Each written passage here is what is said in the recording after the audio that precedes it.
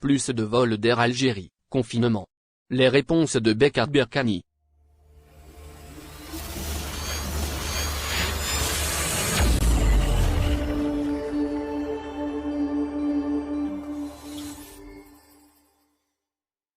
Deux semaines après la réouverture partielle des frontières algériennes, il est temps de dresser un premier bilan sur la reprise des vols à l'international. Pour ce faire, nous avons interrogé le Dr Mohamed Berkani Bekat, membre du comité scientifique, qui a répondu à nos questions sur plusieurs sujets relatifs à la réouverture des frontières. Quel bilan faites-vous de la réouverture des frontières sur le plan sanitaire? C'est une réussite. Il y a le double dépistage PCR négatif. Le test demandé avant le départ doit dater de moins de 36 heures, mais c'est rarissime qu'on détecte le virus en l'espace de quelques heures quand la contamination est récente. Le confinement, suivi d'un second test, permet de savoir si le voyageur est positif ou non. La réouverture des frontières est donc réussie.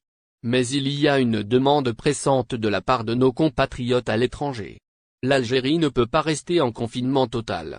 Il faut faire évoluer les choses. Nous pouvons donc envisager plus de vols, compte tenu de la réussite de cette première étape?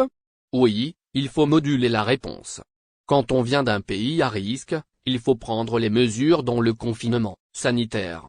Pour les autres pays qui ont réussi à freiner l'épidémie par la vaccination, comme la France, il y a peu de chances qu'une personne transporte le virus si on prend les mesures qui s'imposent telles que le dépistage par la PCR. Je pense qu'il faut augmenter le nombre de vols et alléger les mesures. Faut-il abandonner le confinement obligatoire? Des délégations sportives entrent et sortent, sur la base d'un dépistage PCR. Pourquoi imposer un confinement aux Algériens qui viennent de l'étranger dans ce cas? Quelles sont les alternatives possibles au confinement? On peut faire signer aux passagers un engagement d'isolement et de restriction d'activité en plus d'un double dépistage au départ et à l'arrivée.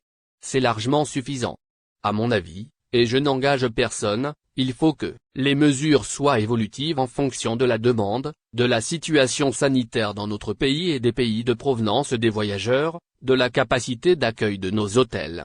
Il faut rétablir l'activité sociale, économique de notre pays. On ne peut pas rester comme ça et...